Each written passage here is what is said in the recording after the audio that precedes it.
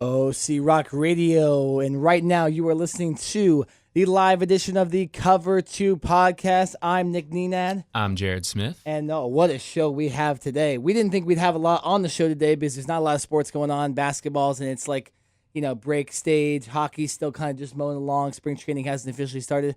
But wow, what a bombshell we had yesterday. The Lakers essentially fired everybody. I love LA. Oh, there you go. Sing it. The Lakers, if you haven't heard, if you're in a dumpster somewhere not listening to sports at all, the Lakers have fired Mitch Kupchak, their PR guy, John Black, and Jared, who else did they fire? Jim Buss. Jim Buss is gone. We called it last week on the podcast. We want him gone. They must have heard the podcast. They must have listened because they fired everybody. And now Magic Johnson and Jeannie Buss are taking over. It's a full takeover going on right now, Jared. Oh, yeah. Very, very excited. And like you said, we did mention this on last week's podcast. I'm not sure if either of us were confident that it was going to happen this soon, especially right before the trade deadline. But Jeannie Buss apparently had enough. She put her foot down. And now Magic, who last week was brought in to be an advisor and just air quotes, help out in any way he could. This was brewing all along, and I'm pretty sure anyone inside the organization knew that once Magic came on last week, it wasn't just to be the advisor. He was eventually going to be taking over this team. It just so happened to only take a week. Yeah, Magic, the new president of basketball operations for the Lakers.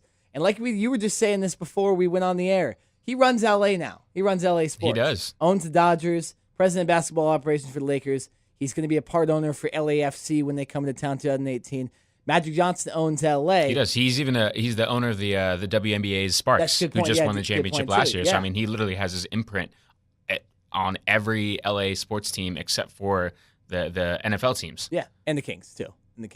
But I see him in a lot of games, a lot of Kings games. Oh, he is. I wouldn't want to be associated with the LA football teams, but that's another story. No, not yet. I don't think so. I'm sure he's going to have his work cut out with these Lakers here.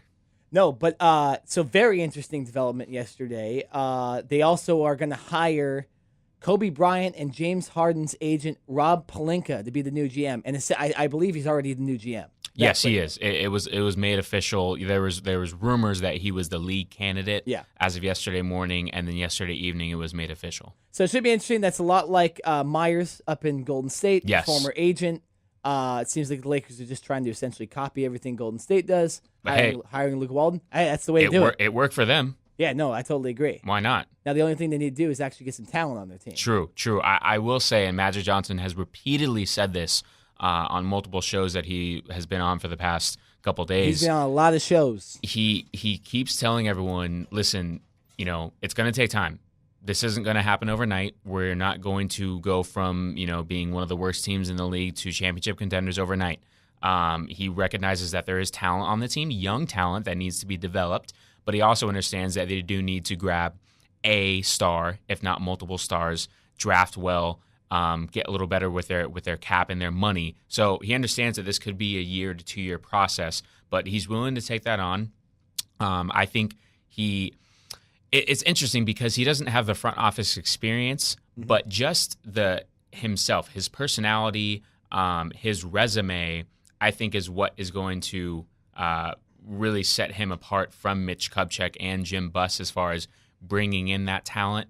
And at least, the thing is, he's been successful in his other ventures because of the people that he's surrounded himself with. Yes. Like, the reason he was able to even take on this job was because he is so secure and knows that his team is going to be able to take care of his other jobs, right? So he doesn't need to be talking with the Dodgers right now, even though spring training is about to start. Yeah. He doesn't need to be working with the Sparks right now.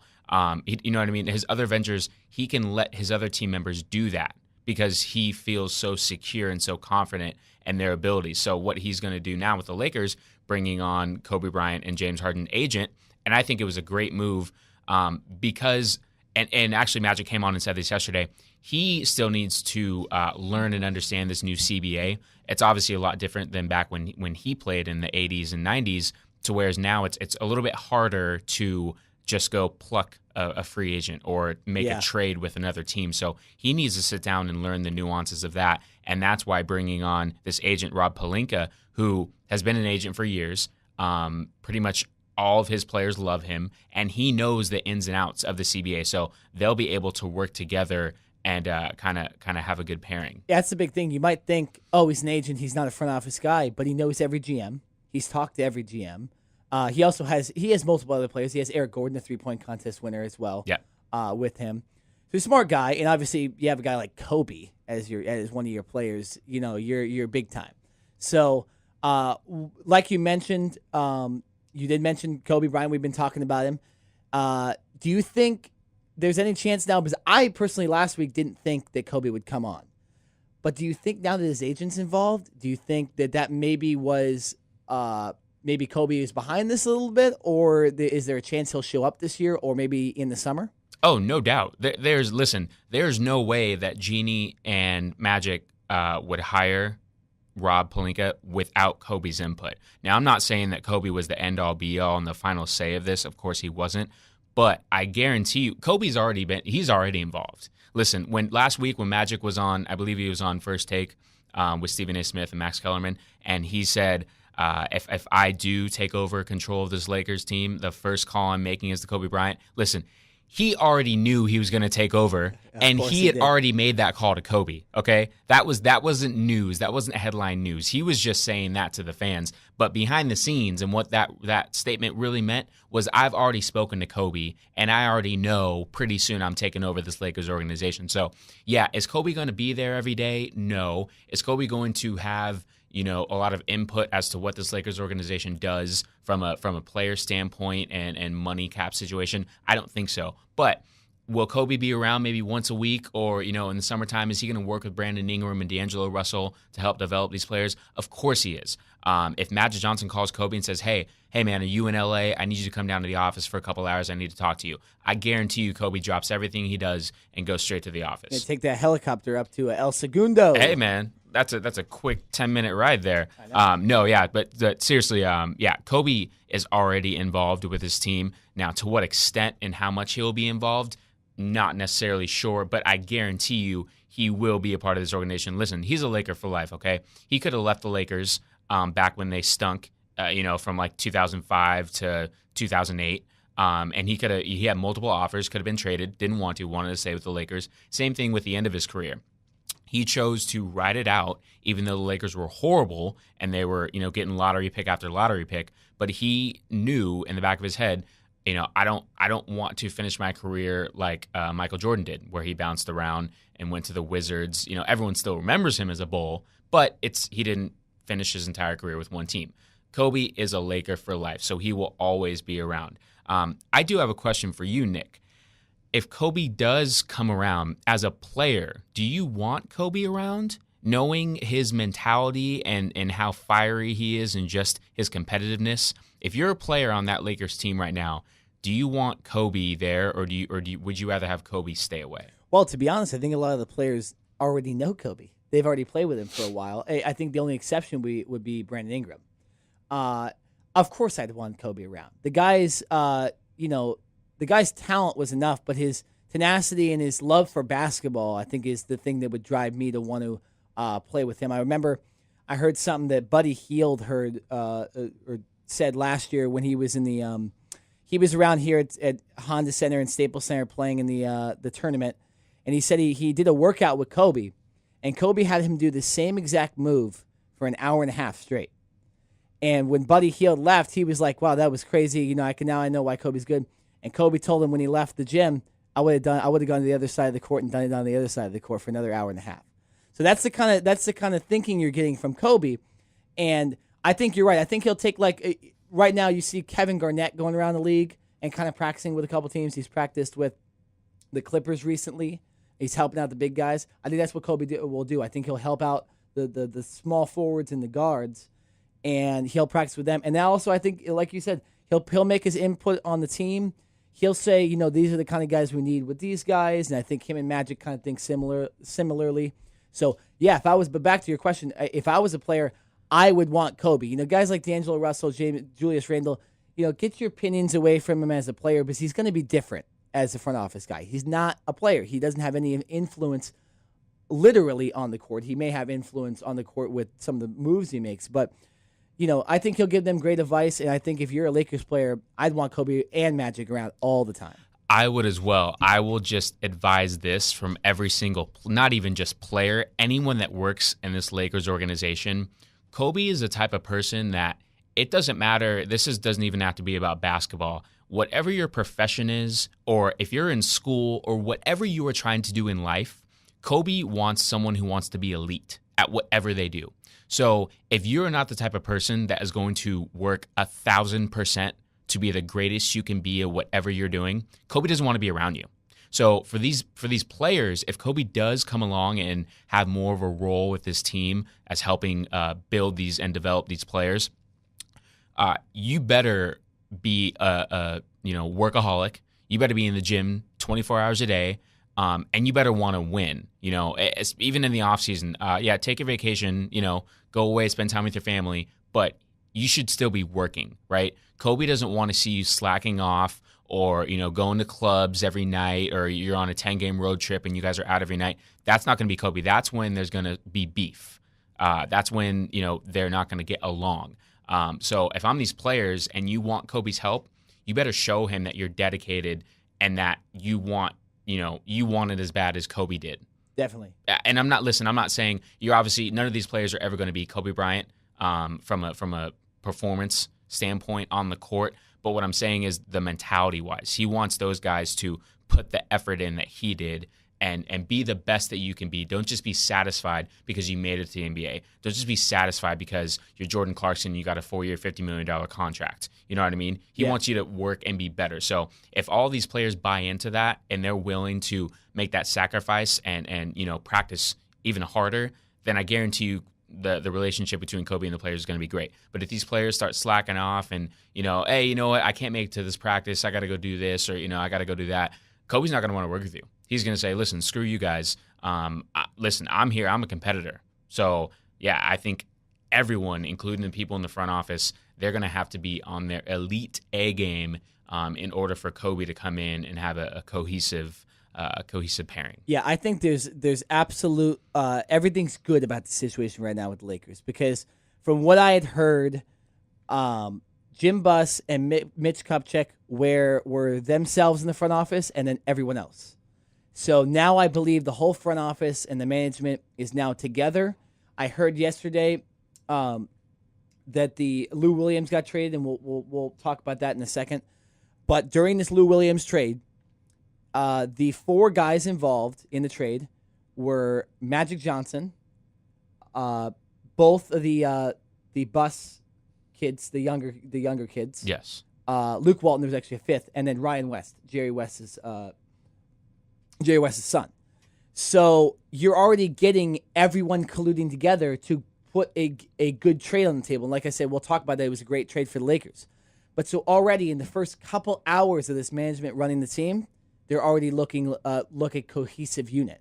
And I think that will translate well to the players as well. If the management's running well and they're not arguing and it's not a family dispute and stuff like that, the players are going to be like, okay, well, that's settled up there. So now let's just play on the court. Let's win some games. I think you bring in guys like Kobe to enforce, hey, let's just care about winning. Let's not care about, I know you live in LA, but let's not care about all the other glam and all that stuff. Let's win basketball games like me and Shaq did and me and Pau did. I think right now the Lakers are in a good position right now. Yeah, no, you bring up a great point. Magic also did come out and say that he made a statement that he said, I have the final say. Yeah. Rob, the new GM, Pelinka, Jeannie, of course, he's going to take all of their knowledge and what they have to say to heart, and he's going to get opinions from multiple people or multiple different areas. He's not just going to sit here and say, hey, listen, I'm Magic Johnson. This is what I've done in my career. I'm going to come in and just, ignore everyone. That's not how it gets done.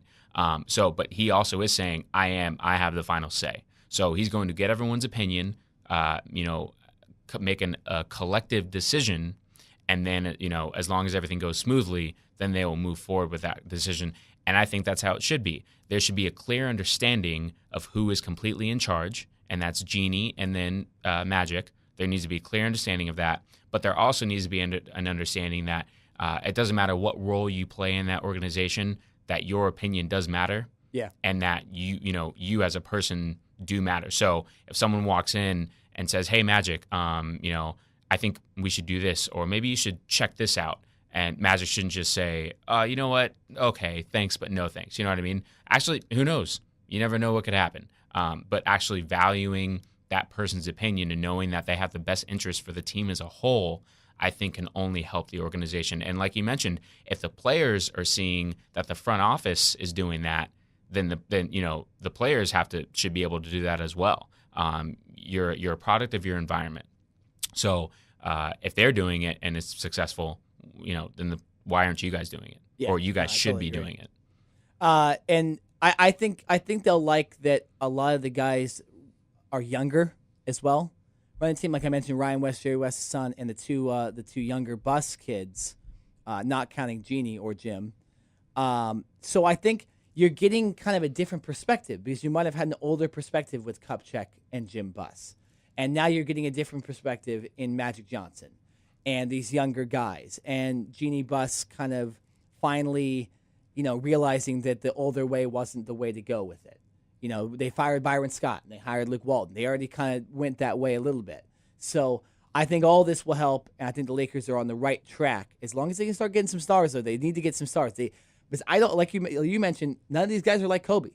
I don't believe any of these guys are superstars. No. So they definitely need to get some stars. Obviously, it's not going to happen this year unless some big trade happens in the next 2 days or something. But they need to start getting stars, and I think that will help them out. And I think if they run this well, I think the Lakers could be in the playoffs in 2 years. I think so as well. Yeah. Next season, I believe their cap is around $80 million. Yeah. And with this new TV deal that's coming into the NBA, there's only going to be more money that's going to be able to circulate around. There's a lot more coming in next year. So I'm not exactly sure. Obviously, no one knows what the numbers are going to be for the next 2 years as far as the cap. But the cap's only going to get bigger and bigger, which means more teams are going to have money to spend. So the Lakers in the next couple of years, as long as they don't go out and continue to make questionable signings like Luol Deng and Mozgov, and give them just ridiculous contracts. If they manage their money right in the next year or two, they're going to be set up to bring in a superstar or two to complement these other players that are already on this team. And I wanted to make one final comment on Jeannie, and like you had just mentioned, how she finally came, to her senses and realized that, the whole combination of Mitch Kupchak and Jim Buss wasn't working and everything. You have to give her some of the blame as well. I don't think many people do that enough. And listen, I love Jeannie. I think she should have been running this team 5-10 years ago, or ever since Jerry Buss passed away. I think she should have been in charge. But for her to for these last couple of years to continue to let this team just struggle and be mediocre at best, because of her family relationship, and because obviously, I'm sure it's never easy to have to fire your brother or have that conversation. But you have to give her some of the blame as well, because I think she should have made this move last year. And I'm not saying, it had to have been Magic Johnson or it had to have gone this exact way that it did, how it's unfolded. But to just, pretty much take Jim Buss at his word and say, give me my full 3 years. Let me see if I can turn this around. Listen, after the first year, you knew it wasn't going to work. When he hired Mike D'Antoni, and D'Antoni brought in his run and gun offense with the Lakers being more of a bigger, slow team, I mean, what more do you need to see? So for Jeannie, you got to give her some of the blame as well. This isn't just on Jim and or the players and coaches. She should have made this decision a while ago. Fortunately, at least as of today, things are looking up because obviously she has Magic, she has Rob Pelinka.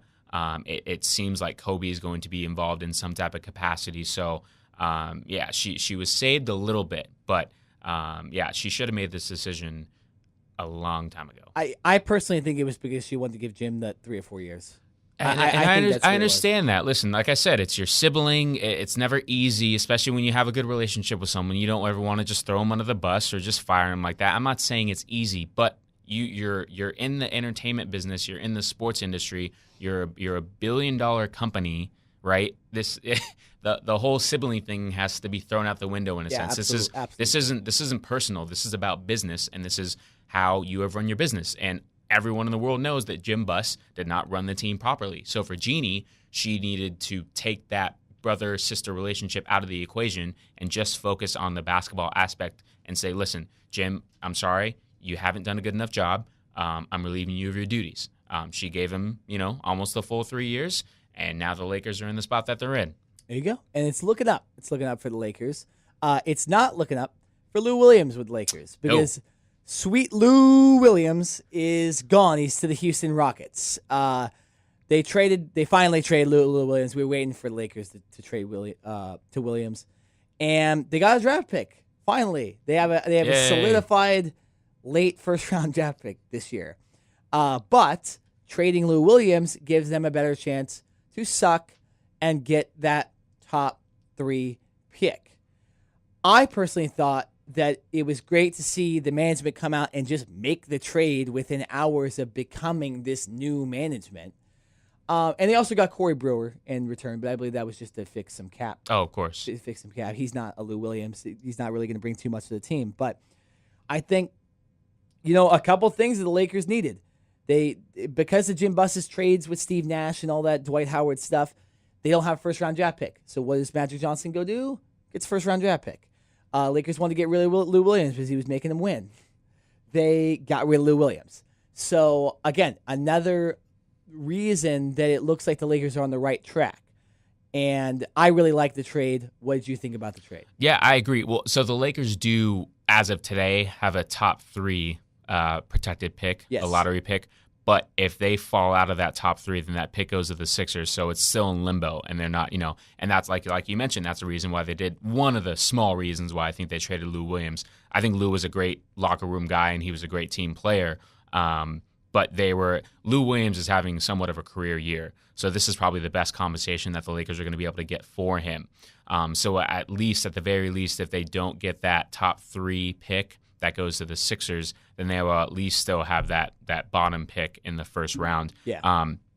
I think it helps out the Rockets, not that the Rockets need any more scoring, because they already have Mike D'Antoni as coach, and they're scoring over 100 points a game. But for Lou, I think it's good. He'll be able to make a playoff run with that team, and I don't see them making it to the finals, but I can see them going into the second round. And for the Lakers, it frees up a little bit of money. You get Corey Webster, who he's obviously not a Lou Williams as far as scoring goes. No, but what he can do is he's long, he's lengthy, he's a good defender. He can give you 7 to 10 points a game, in my opinion. But I think he's what this really does is this is going to give the young guys on this Lakers team more of an opportunity to show what they can do in the fourth quarter. If you look back to the first half of this season so far, if it was a close game in the fourth quarter, Lou Williams was usually in the game, and he was usually handling the ball, right? Now, it's really going to be on D'Angelo Russell, Jordan Clarkson, and those 2 guys to handle the ball and make those crucial decisions. And I don't think they've been in that position enough yet for how young they are. This is really like an audition for them. Not to say that they're going to be cut or anything like that at the end of the season, but this is a chance for them to show that in those big crunch moments, they can make the big-time plays. Yeah, and you're right, because the last 3 years, it's been Kobe, and then this year was Lou. As you could say, the Lakers' best players are that last shot is going to them.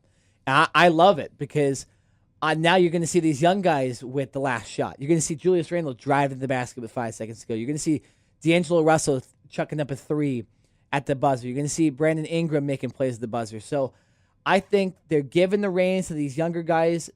I think it's a way to look at them, too. Now that you're seeing them play with each other and you're not seeing them pass to veteran players that are really good, like Lou Williams, you're really going to see what you have in these young Laker players. And I think it's just another good step for Lakers. I want to make a comment about the Rockets, too. And credit to the Rockets for just jumping out and getting Lou, because I had never heard the Rockets wanted Lou Williams. I had heard teams like Washington, Boston, even the Cavs a little bit with Lou Williams, but Houston was never involved. I give them credit for jumping out and getting a good scorer. He fits their offense. You said that doesn't make him a contender. It's tough in the West to say anybody's a contender with the Spurs and the Warriors up there, But I think this makes them a formidable opponent to those two teams, though, because there's so much scoring, and you switch Corey Brewer with Louis Williams. It's a lot more scoring, and I think the Rockets are a legitimate contender now. It's hard to say that because the Warriors are so good and the Spurs are so good, but I personally think they are going to give those teams a run for their money now. I think it will help the Rockets bench because I'm not sure that Lou Williams is gonna come out and just start immediately. But when the Rockets go to their bench, you have a formidable player who can go and get his own shot. So I think that's where it's going to help them the most, especially when you get into the playoffs and the game slows down a little bit. It's not so much up and down, fast pace. You're running more sets. I think that's where Lou can help them. So because the West is so talented, and with the Spurs and the Warriors, I don't see the Rockets being able to, I don't think that's going to put them over the top. I think it'll make them more competitive. I think they can maybe win another game in the series instead of them, losing 4-1. Maybe they lose 4-2 or something like that. I think that it can get them a game, but I still don't see this being that big of a jump to where they're going to dethrone the Warriors or beat the Spurs in a 7-game series. Mm-hmm. Yeah, all interesting. Lakers, hey, they're making moves. They're doing things finally. They're not sitting on their hands anymore like they were the last couple of years. And for Laker fans out there, you guys are looking good. And with that, we're going to take a break from basketball a little bit. After this break, we'll do an edition of Do You Care? And then on the other side of that break, we're going to be talking all about the All-Star Weekend and a certain 28-10 player that was traded this past weekend. So we'll be right back. Yeah, exactly. We'll be right back with another edition of Do You Care? Should any team want Jay Cutler? And if so, how much should he be worth? Well, first of all, he's worth a box of cookies, as he has shown us, when he was on a boat with his wife, growing more and more rotund. Tom says, keep an eye on which team in the East? Boston. They Big have time. So much to trade, so many assets, so many draft picks, good young players. Does Danny Ainge make a bold move? Welcome back to the Cover 2 podcast. It is now time for our favorite segment of the day, Do You Care? Yes. We've got some interesting insights and questions to go about today, ranging from basketball, MLB, Daytona. So we're going to get right into it. Nick, do you care that A-Rod has officially retired? I do care because although A-Rod took steroids about 15 times during his MLB career, I liked him a little bit. And you want that villain in sports sometimes. And I think he was that villain. Even his own hometown hated him. New York hated him. So it's kind of sad day. The one reason I'm glad that he's retiring is that he's not going to get 700 home runs. And I think the Yankees are happy that happened, and that's why they released him, because they were going to have to pay him like $20 million. Exactly. So another team would more than likely have to do that if he did that. So I think a lot of teams are happy. But you know what? I like that villain sometimes. I didn't mind A-Rod. He was an interesting character, and I'm going to miss him. He'll probably be on the Fox broadcast doing the pre-games. I know he did that during the World Series, but still, it's a sad day for baseball. It's a sad day for steroid users. Jared, do you care that the Bears want to trade Jay Cutler? Oh, my gosh. I don't care because I don't even want to talk about Jay Cutler anymore. No, listen, in all seriousness, if a team is looking to acquire Jay Cutler, it better be for a backup position. Or you better be a team that is in complete rebuilding mode and you maybe don't have a lot of salary cap. And you just want a bridge quarterback for a year or two. That is the only way I can ever see any of these teams wanting Jay Cutler. So if you're the Cleveland Browns or you're the San Francisco 49ers, who are obviously in rebuilding mode and don't have a quarterback yet, and maybe they don't like any of these quarterbacks in the draft, maybe you work it out to where you can get Cutler to restructure his deal to where he takes less money, and it's a 1 or 2 year deal to where he can come in. Listen, I don't think I've ever questioned Cutler's ability or his talents. He has a strong arm. He can chuck it from his knees. And mentally, he does know the game of football. What I have always questioned about Cutler is his ability to lead teams. I don't think he's a leader. I don't think he's one that will come in and galvanize the troops and, bring guys together. He's just one of those guys that kind of does his thing and then, doesn't really interact with the rest of the players. And you can tell by former players like Brandon Marshall, who played with him in Denver and in Chicago, both times when he left, kind of bagged on Cutler and said, listen, yeah, Cutler's, he has the ability, but he's not a leader. He's not a guy that, you want to have as your quarterback and not a guy that can take your team to the Super Bowl. So, like I said, if you're the Browns or the 49ers, I think it would make sense on a 1 or 2 year deal. But if you're any other team wanting to trade for Jay Cutler, you're stupid and you're foolish. Nick, do you care that Daytona 500 is this weekend? I'm mixed. I don't really care, but there's some ways I care. I don't really care about the race itself. I don't really care who wins. But it is kind of a fun race to watch because every driver really goes for it because it's the first race of the season. It's that rare championship to start a season, and no other sport does it. So every racer just goes for it. There's a ton of crashes. The cars have exploded during this race before. So I don't necessarily care who wins, but I do care the event's happening. It's always fun to kind of wake up early on Sunday and watch the race sporadically during the day.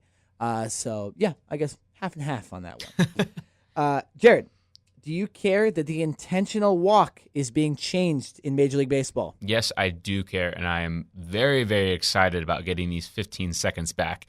No, the MLB for years now has been trying to speed up the game and find ways to take games from being 4 hours long to maybe 2.5 hours and things like that. So this is just a small piece. And realistically, 98% of the time when a batter or a hitter is getting intentionally walked, he's just going to take the base, right?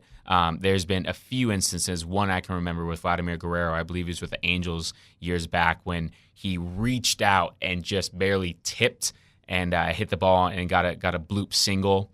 The infield wasn't really paying attention. But literally, like I said, 98% of the time, that batter's just going to take the base. So, listen, just issue to the umpire that you want to intentionally walk, save those 4 pitches, save that 15 seconds, let them take their base, and move on and try to speed up the game. So I do care.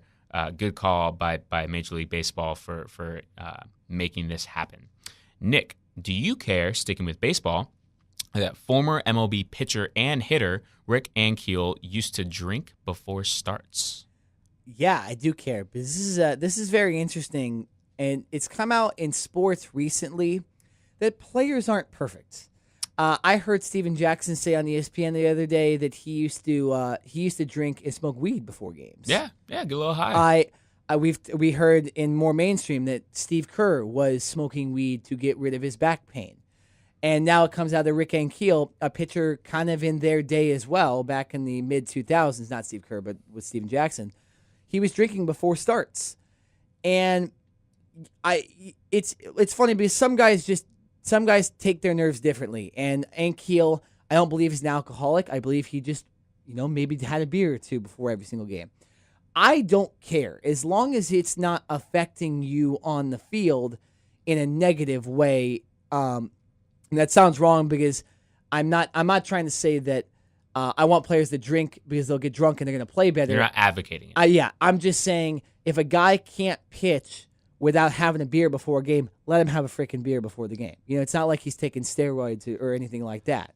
So for me, as a former pitcher, I wish I had a beer before some of my starts. So I'm just saying I gave credit to the guy for actually admitting that he did it. There was a scandal a couple years ago with Josh Beckett and John Lackey and a couple of those other Red Sox players where they were drinking during playoff games in the clubhouse on days they weren't starting. This is a little different because Ankiel's starting, but to be honest, I don't think it's that big of a deal. I mean, half the guys in the 80s were on acid during the games. So interesting. Yeah, I don't. It's not a big deal. I care because it's an interesting story, but I don't care that he actually did it. Jared, last question. Do you care that the NBA trade deadline is Thursday? I do care. I will say that maybe other than baseball, basketball has the most headlines during its trading deadline session. With the new CBA in place, it has made it a little bit more difficult for teams to trade players. You don't see as many blockbuster deals as you used to, but you still see certain trades happen and, certain stars go away. Now, I'm not saying Lou Williams is a star, but he could definitely help the Rockets in a certain way. There's a lot of rumblings, obviously, in the last couple of weeks that Carmelo Anthony could be traded. There was just another rumbling that Nick had just mentioned when we were off air that there's one NBA executive thinks that Paul George is going to be taking his talents to the Boston Celtics in a trade. So, very, very interesting. Usually, in the NFL, one of the bigger sports, obviously in America, you don't really see that many huge trades happening. In baseball, you do to a certain extent because there's so many players in baseball, but you maybe don't see those big headline moves. I feel that in basketball, because like I said, there's only 12 to 15 guys on a roster, and realistically, all you need is one, maybe two stars to elevate you to contention status.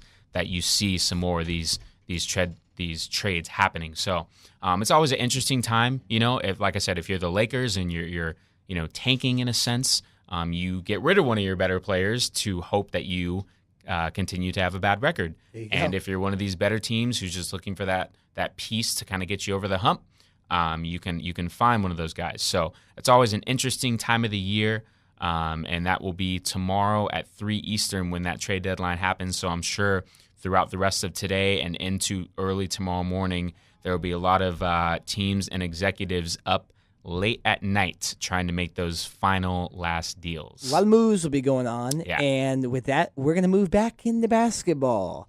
For the rest of the show, we'll be talking about basketball. We're going to be, right after this quick break, we'll be talking about the All-Star Weekend and what we thought about the All-Star Game and the Slam Dunk Contest and all that stuff. And then after that, you're going to want to listen to our take on Boogie Cousins getting traded to the New Orleans Pelicans. A lot of people did not see it. We'll discuss a lot of that. You won't want to miss that discussion, so stick around for the whole podcast.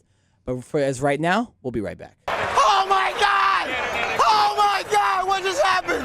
Yeah!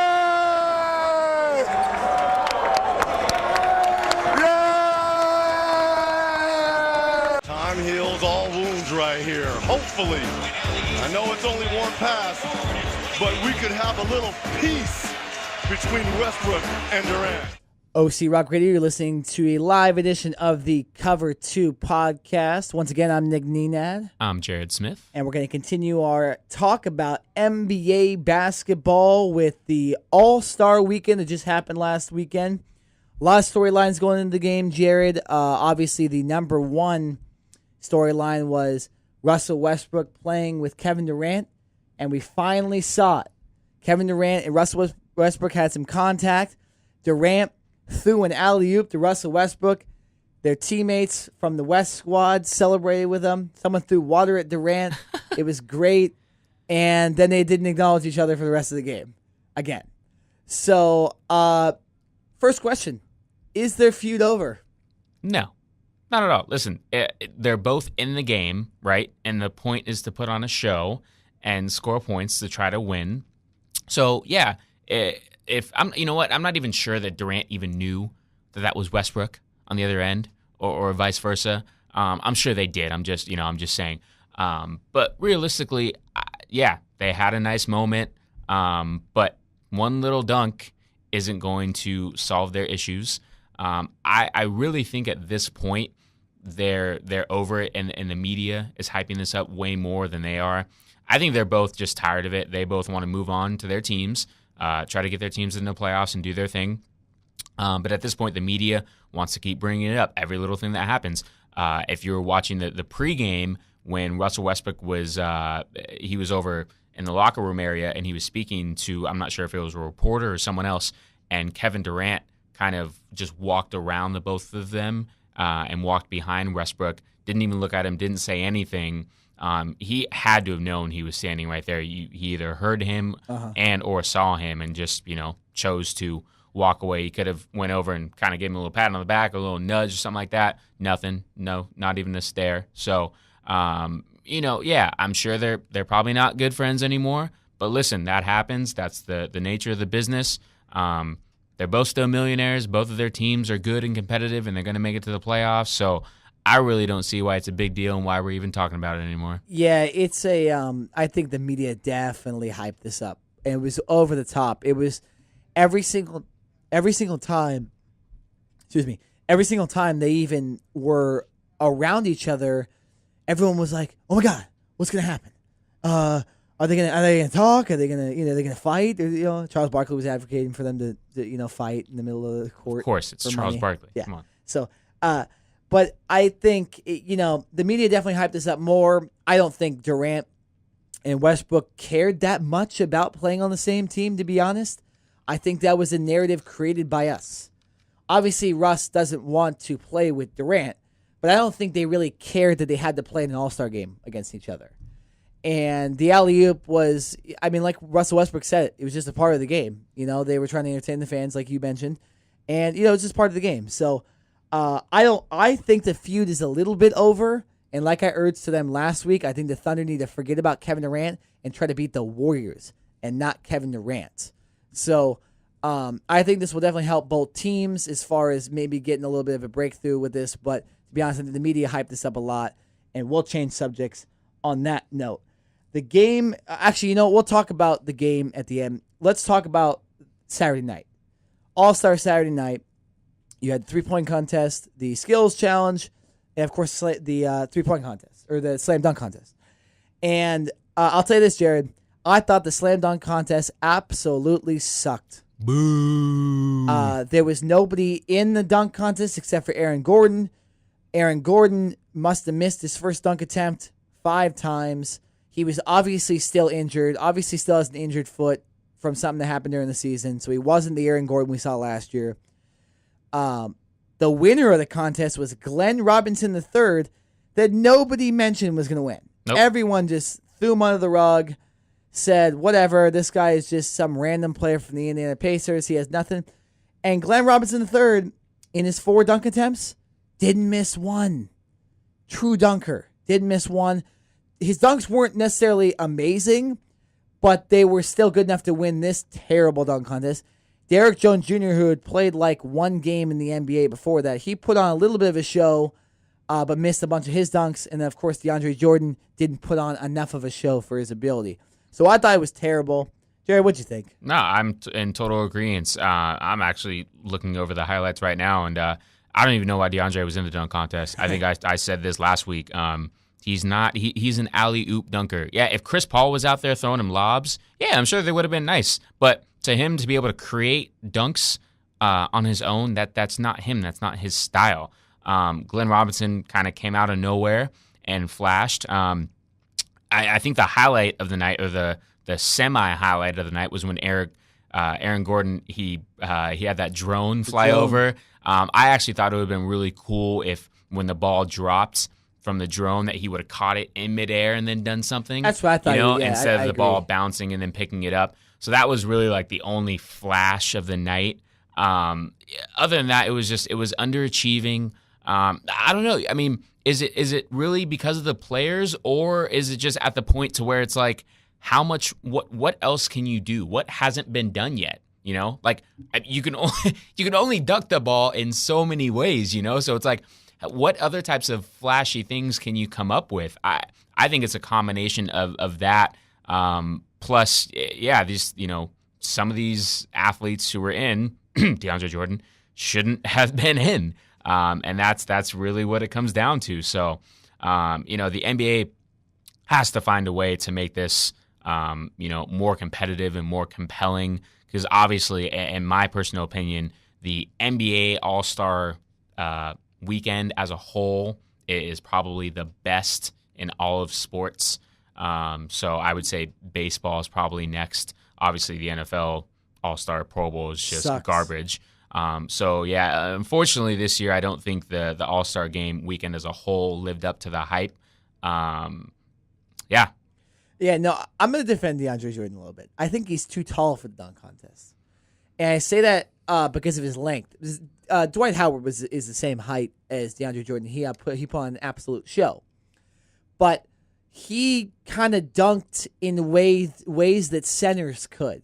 And DeAndre tried to dunk like he was 6'3". I think that's what made him look bad. I remember his first dunk, I honestly thought the judges underscored him compared to the scores they gave to some of the other dunks. That's what happens when you go first.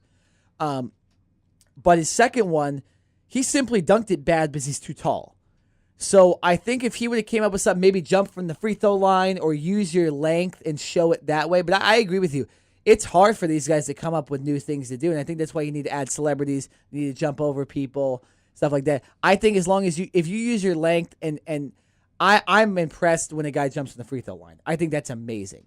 I would give that a 50. That's the best dunk that I think someone could come up with. When someone jumps from the 3-point line, that's going to be amazing too. So I think that's the way you keep the dunk contest going as far as innovative stuff, or you add celebrities, or you add a drone or something like that.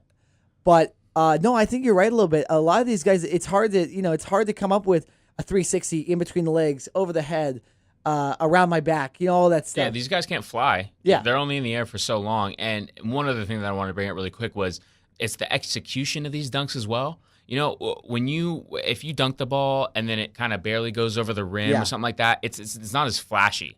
When you dunk it with authority, and the execution is perfect, then I think it helps the overall score and it helps the crowd get involved and everything like that. Some of these dunks, like one of DeAndre Jordan's dunks, it barely got over the rim. Yeah. There was no I think that was because he was too tall, though. Yeah, there was no vicious dunk or anything like that. It was just kind of a measly, I just barely got it over, or one of Glenn Robinson's, I think one of his first dunks, when he did a 360 and then he kind of put his arm over, He tried to he tried to dab and he dunked it. I mean, yeah, he completed the dunk, but it wasn't smooth. Well, and also the judges, who are all like 65 years old, have no idea what a dab is, too. No, Chris Webber, Dominique. Chris Webber isn't 65 years old. No. My bad, Chris. I forgot you were a judge. I'm just thinking of Dominique Wilkins, Bill Russell. They always do it. So we'll move on to the 3-point contest now.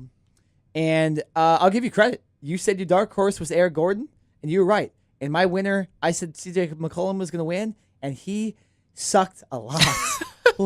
I think he was the worst one. Oh, so boy. I don't think you saw that coming either. I thought McCollum would do way better. No, I did. I agree with you that McCollum, so that just was the way that weird. he's played overall this past year, he's streaky. If he gets hot, he's hot. And then Klay Thompson, of course, didn't make it to the final round either, which was disappointing. But you were right, and your analysis on Eric Gordon was perfect too.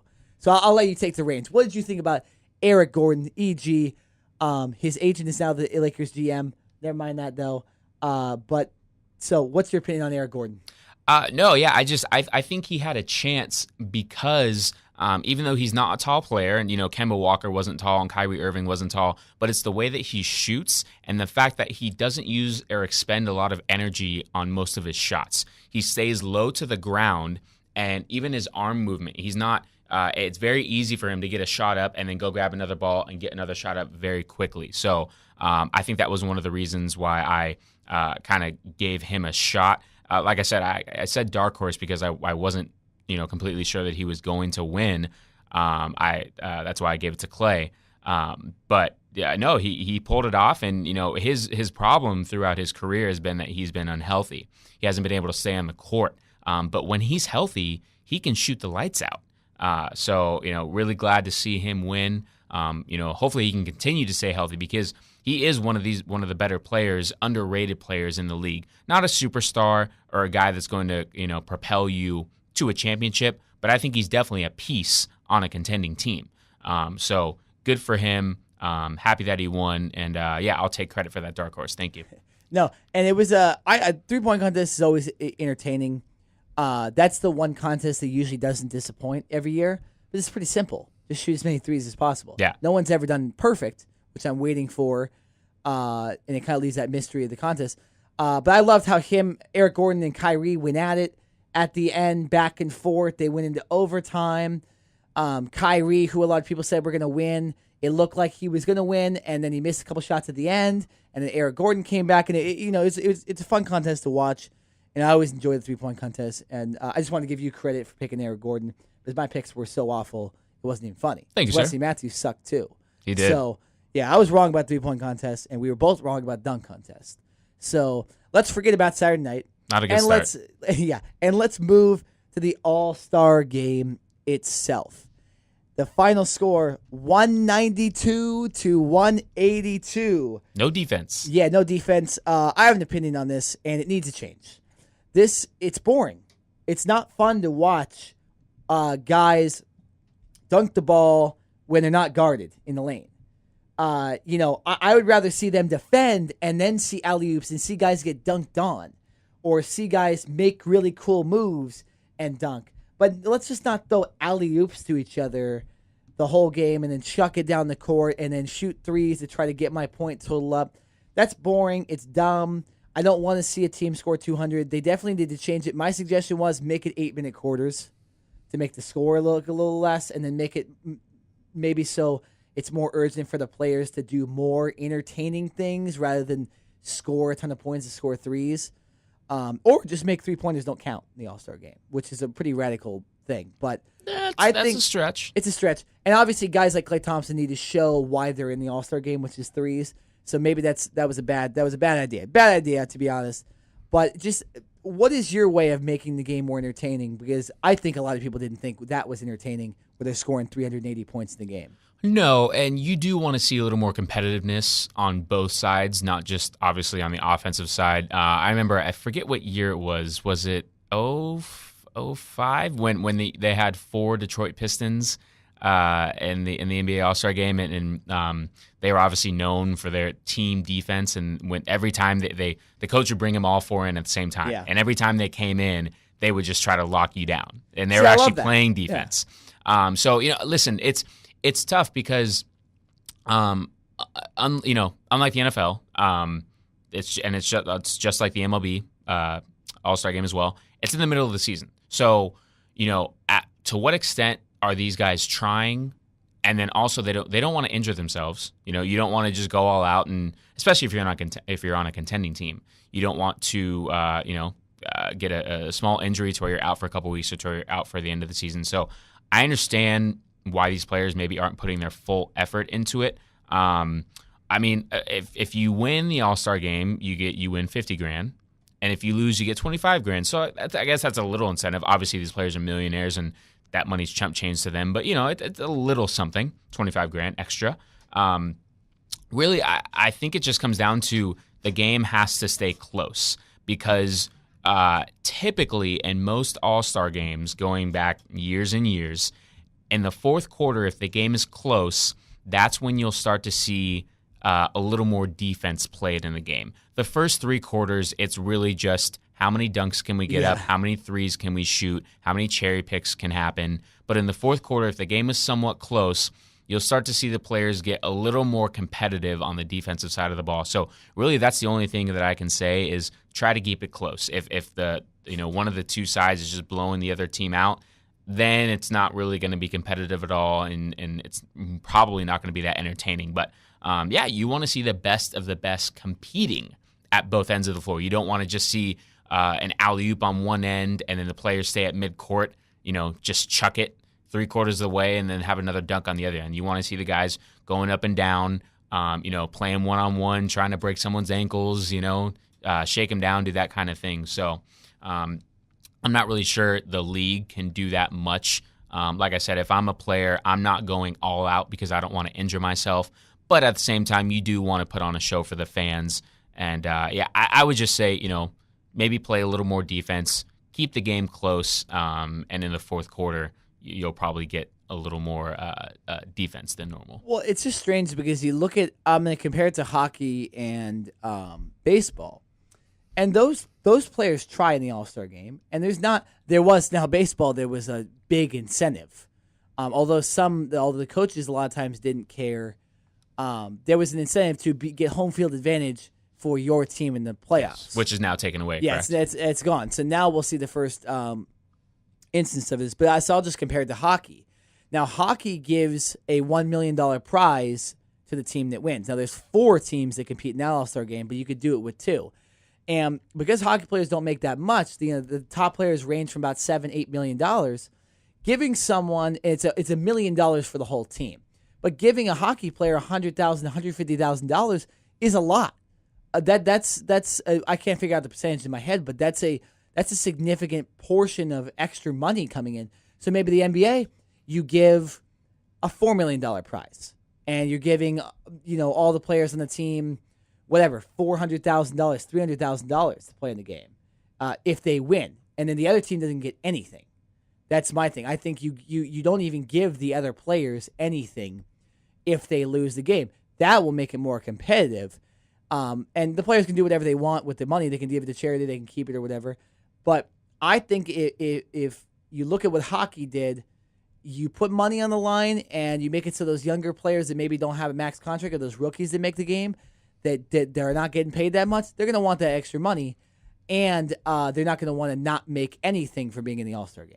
Yeah, no, I do agree. You have to give a little more incentive because if there's not incentive, what's the point of going out and playing other than for the love of the game or trying to make the fans happy? So I do agree with that. I'm just not sure that the NBA is willing to go that far. They're still profiting and making money. So, how far are they willing to go? Do they want to make any budgets, or are they content with keeping the All-Star game and All-Star weekend as is? I do have a question for you, though. What do you think about Kevin Durant getting a triple-double in the All-Star game? He's only the 4th player ever to record a triple-double in the All-Star game. Interesting. I don't think he had any idea he was doing it, and I don't think he meant to. Because that's just him chucking the ball down the court to a guy that's wide open or an alley-oop or something. And the rebounding, you're going to get lucky getting 10 rebounds. Impressive, though.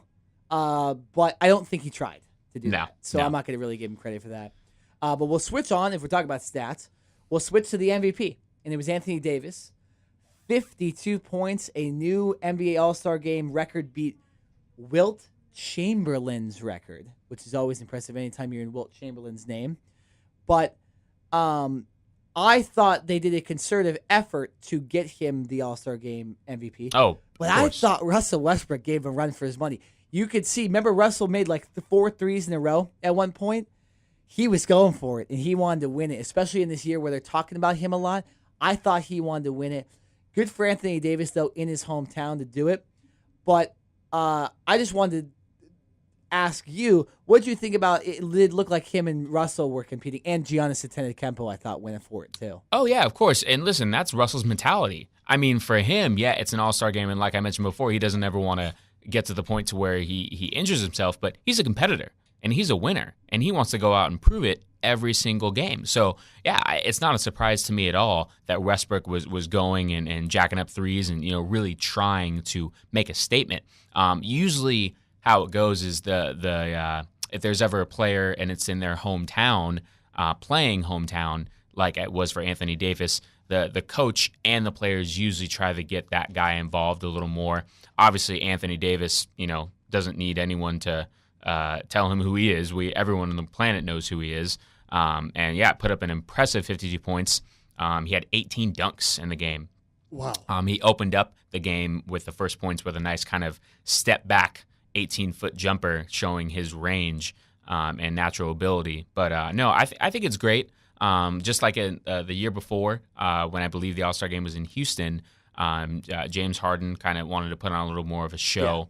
Yeah. And hey, listen, if it's in your hometown, you're the host. You're doing a lot that weekend. You're kind of showing players around and that type of thing. So you want to come out and put on a good effort for your fans. You know what I mean? It probably won't be in New Orleans again for a long time. So good for him. He definitely deserved it. And Steve Kerr even mentioned, he's like, yeah, we were trying to get him the ball. Of course you want to get. Now, did they think he was going to score 52 points? Probably not. But no, that just shows to his ability. And no, I think it was great. I think that only helped the All-Star game as a whole and helped the ratings and helped the NBA. Yeah, no, it was a good All-Star game. Credit to Anthony Davis. I want to give a shout out to myself because I did call that he win the MVP. Good job. He wanted it too. The reason I picked him is because he wanted to win the MVP. He had said it. I believe he did an interview on Inside the NBA. He said he wanted to win it. He said he wanted to do it for the hometown, and he did it. I did love that Russell and Antetokounmpo kind of went for it too. So it wasn't just, okay, let's get Anthony Davis 60 points and, let him just win it. There was actually other guys trying to win it. So I thought that was a good sign. But they need to fix this because I don't want to see 190 to 180 anymore. And I don't want to see just wide open dunks. I want to see a little more defense. I love that thing you said about Detroit. I love that kind of stuff happened. It did look. Kawhi Leonard was a guy that made a couple steals and made a couple defensive plays. He had a couple steals, but he had 4 points. And I mean, honestly, I think Greg Popovich called Steve Kerr and said, "Hey, listen, I don't want Kawhi playing a whole lot.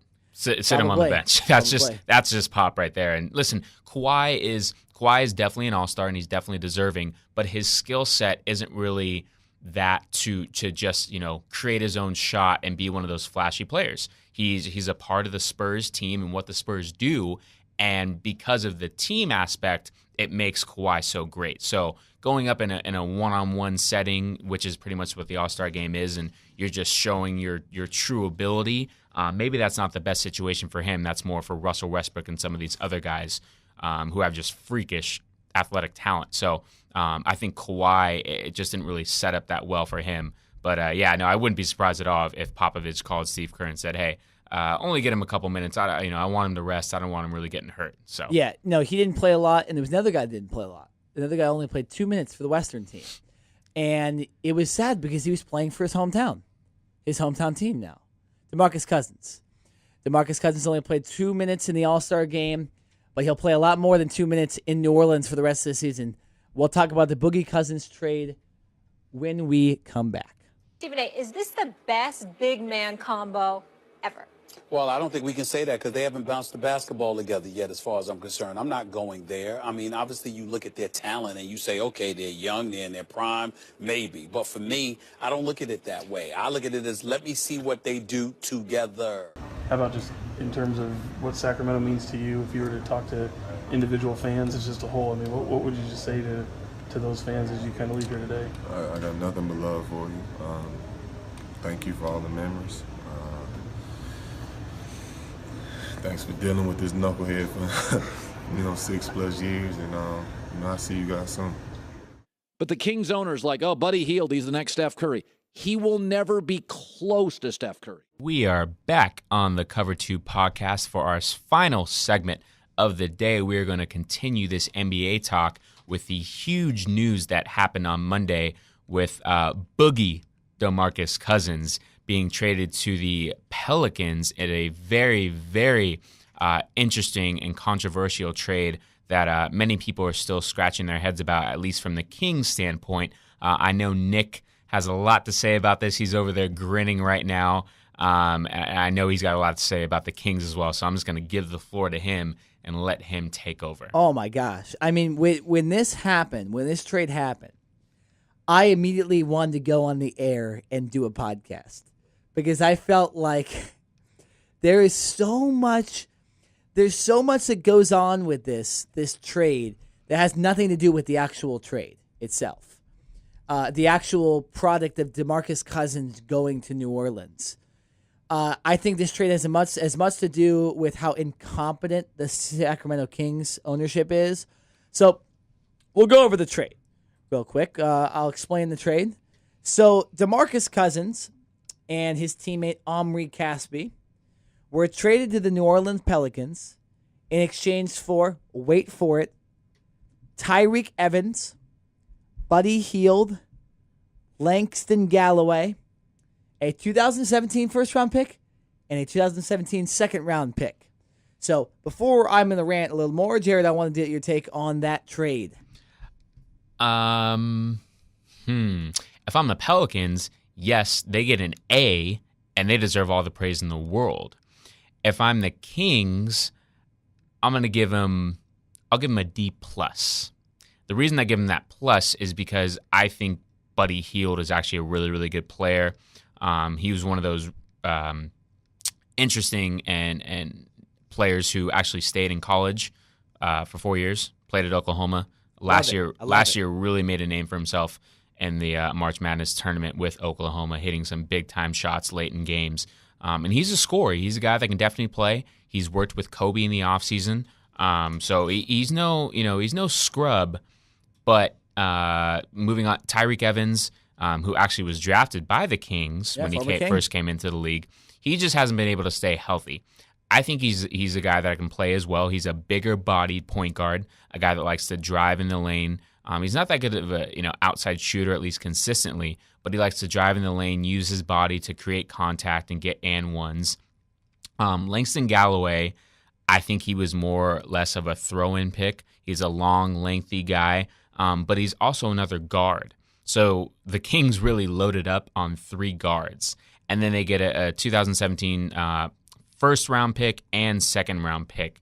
So overall, and especially the fact that Vlade Divac, the general manager of the Kings, came out after the trade was made and said that there were other potential better trade offers on the table, but he decided to take this Pelicans offer.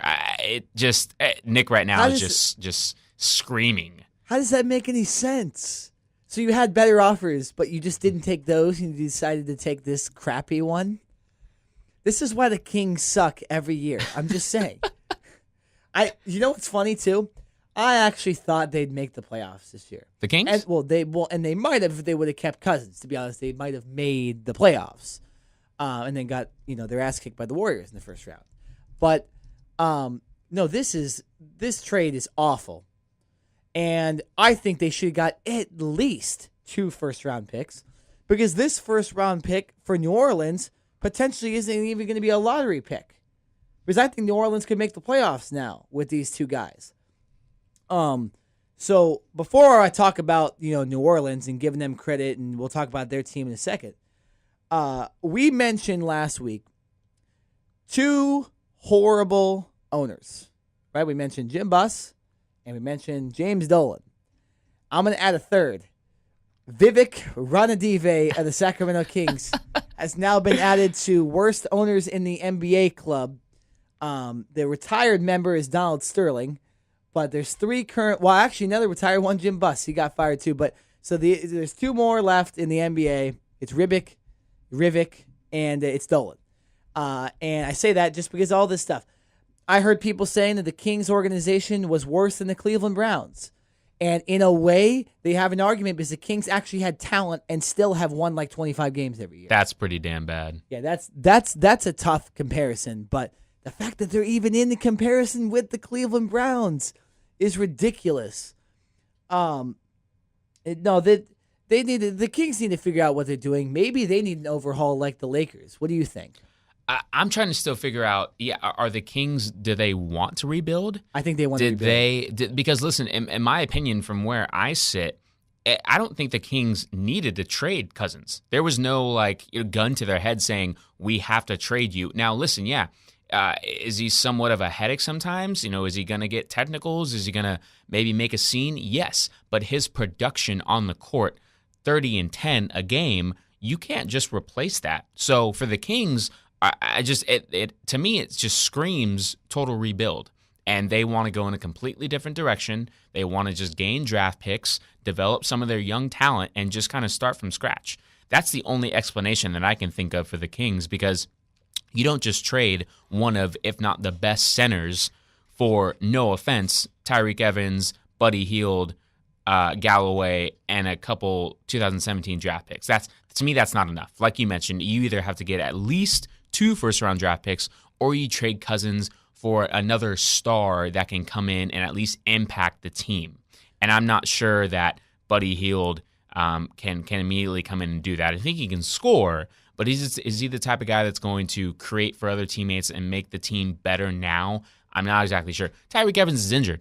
I'm not even sure if he's going to play the rest of the year. Oh, I know. So, and they already have Rudy Gay at the position too. They do. So I mean, unless they're going to play Buddy Hield at the 2 and put Rudy Gay as the small forward, which I could see happening, but they said they wanted to play Buddy Hield at the 2.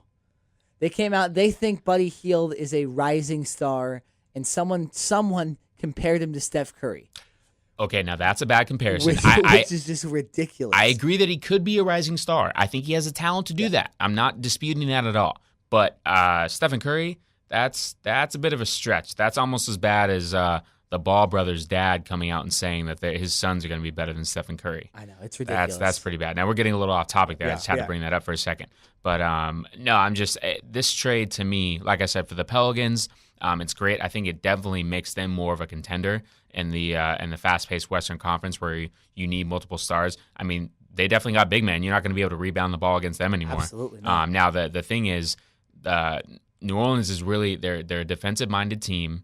But then at some points, especially with Anthony Davis, they like to get up and down the court. I'm not sure if they're going to continue to do that, and because the reason why DeMarcus Cousins was so great with the Kings was because when they were in their offensive sets, he's very great with his back to the basket. And whether he's creating shots for other teammates or whether he's just working one-on-one with a defender, that's where his bread and butter is. With this New Orleans team, is there going to be enough room for him and Davis to both work down low? Or is Davis going to have to be more of an outside shooter and then you let DeMarcus Cousins roam around in the middle on his own? I'm not exactly sure. They're going to have to come up with some strategy, but these two, they're going to have to gel fairly quickly if they're going to want to make any noise in the West. Yeah, no, they're I believe they're like 13th place right now in the West. Is that right? The Pelicans? Yeah, it's 13th or 11th, something like that. They're not like right on the cusp like the Kings were. The Kings were 9th in the West. I think it's Denver in the 8th spot. So you could easily have gotten that. I still don't know why they traded Cousins. There was no reason to do it. But in my opinion, this is by far the best backcourt in basketball right now. And I think that with these two guys, they could even win a playoff series. But they still have Drew Holiday, too. A good player. But so you mentioned they're defensive-minded. Cousins is a pretty good defender, right? Oh, yeah. He definitely uses his big body a lot. Very good defender.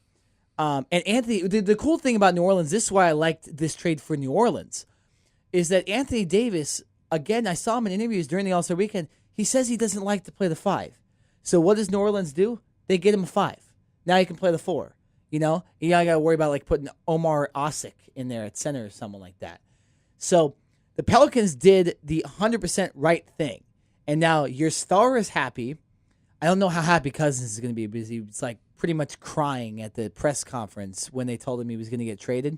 So we'll see how that ends up being, and we'll probably talk about that on the next podcast. But I think for New Orleans, this was fantastic. I think they could win a playoff series if they can get higher seeds. If they obviously play the Warriors, they're not going to win a playoff series. But this is a very interesting team, and I think they're very good. Do you think if they add another star that they could potentially be contenders in the next 2 years? Oh, in the next 2 years. Okay, I thought you were going to say. Next 2 years. I legitimately can. Yeah, of course, if they can stay healthy, and obviously their front court is solidified. Yes, they need to get better in their backcourt. Drew Holiday is a good start. You obviously traded Buddy Hield, so he's not there anymore. So I think they need to get another scorer in the with their guard situation. Another guy who can maybe create on his own. Someone who can either come off the bench, maybe when Boogie and Anthony Davis aren't in the game anymore. But I definitely think they need another scorer as far as the guard situation goes.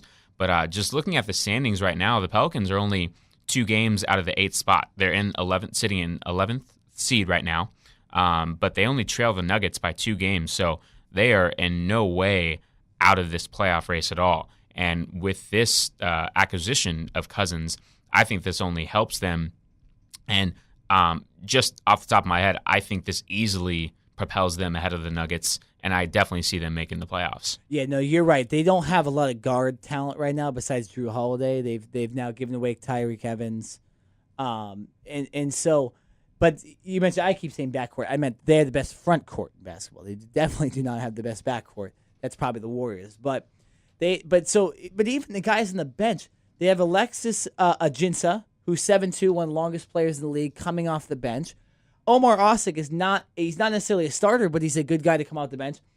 Those are 2 7-footers coming off the bench, 2 good players. And then they still have Terrence Jones as well. So any team playing them that doesn't have a good front court as well, it's going to be difficult. And I think New Orleans is going to be good in the next couple of years. I wanted to go back to bashing the Kings a little bit because when I said that thing about Buddy Hield, guess who said he thinks Buddy Hield is the next Steph Curry? Who? Vivek Ranadive, the owner for the Sacramento Kings. So that now you're seeing where this trade maybe is coming from, that they think they're getting the next Steph Curry in the trade. I mean, people can hope. Yeah. Sure.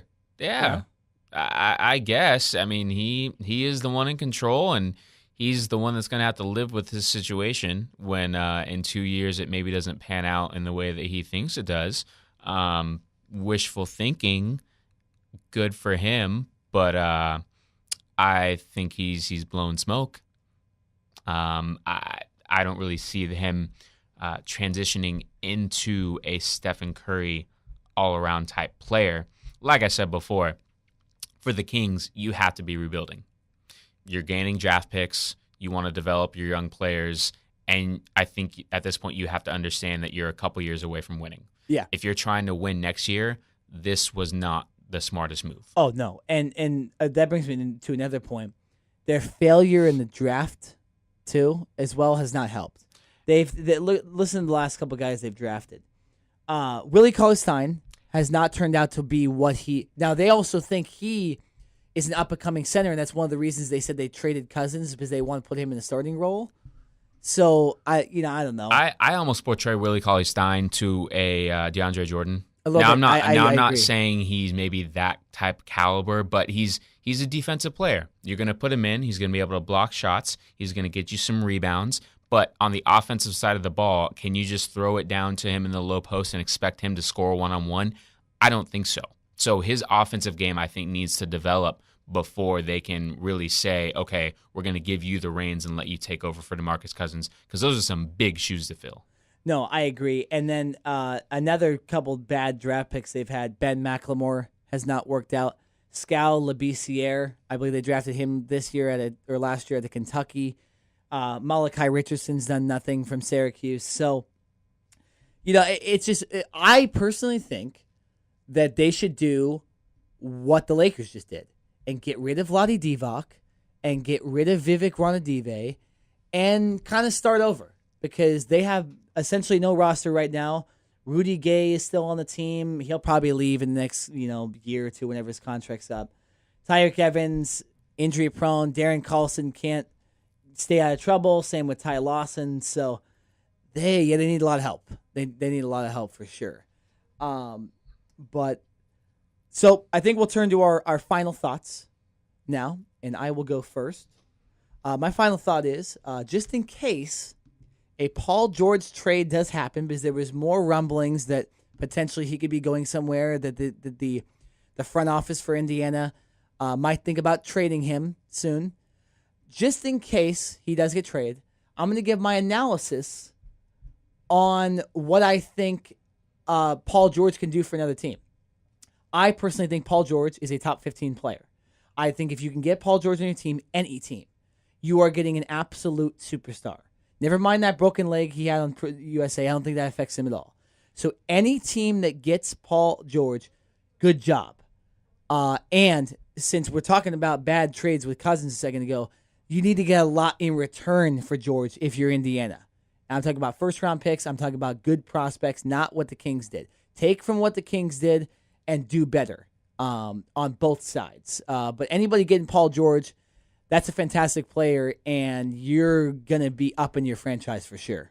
Definitely. Well said. My final thought is going to transition into the NFL, which we haven't really talked about here for a few weeks because usually after the Super Bowl, it's kind of a low-key time. But with free agency coming up here starting on March 9th, it's a big time here for some of these quarterbacks and trying to figure out if they're going to be staying, if they're going to be going, talking about Kirk Cousins, whether he's going to be franchise tagged by the Redskins or whether they can work out a long-term deal. What are the Cowboys going to do with Tony Romo? Is Garoppolo going to be traded? I want to say for any team that is trying to trade for any of these quarterbacks, buyer beware. I've always said that for a team to, if you're looking to build a team, you want to do it through the draft. Now, unfortunately, I don't think there are many quarterbacks in this draft that, at least right now, are capable of coming in and starting right away and being the face of a franchise. So I think for some of these teams like the Browns and the 49ers who are looking for immediate help, you're going to have to go towards the likes of a Garoppolo or a Kirk Cousins. I don't think Tony Romo's obviously not going to want to go to any of those rebuilding teams. Yeah. But what I want to say is buyer beware as far as overpaying in free agency. It's a lot cheaper to get a guy in the draft and maybe pay him on a rookie salary as compared to if you want to get a Kirk Cousins, you're going to be giving him a $100 million contract where he's going to be making close to, if not over $20 million a year. Garoppolo, same thing. Even though he hasn't played that many games, he's been under Tom Brady. He's been under the tutelage of Bill Belichick for 3 going on 4 years now. Even though he hasn't proved himself with a lot of games on the field, the fact that he's been in this Patriots system is going to get him paid. But I will say, just like with Brock Osweiler and the Houston Texans last year, that didn't really pan out too well. So buyer beware, watch where you spend your money, because if you spend your money in the wrong place and that player doesn't pan out, you can set yourself back and the whole organization back for years to come. No, I agree. And look back, you mentioned Osweiler, and then look at Cutler as well. True. Did not work out. No. Because, the only NFL talk we had today was Jay Cutler. That is horrible. That's horrible. That's not good. And that's the way we're going to end the podcast today. A lot of NBA talk. A lot of news with the Lakers. We'll see how Boogie Cousins does in New Orleans. And it'll be interesting to watch the rest of the NBA season with all these new wrinkles to it. Coming up in the next few weeks, we're going to have a March Madness podcast. We're also going to have a MLB preview podcast. So stay tuned for those. As far as next week, we'll hope for some good news, and we'll be talking every sport once again. For Nick Neenan, I'm Jared Smith. This has been the Cover 2 podcast. Have a great week.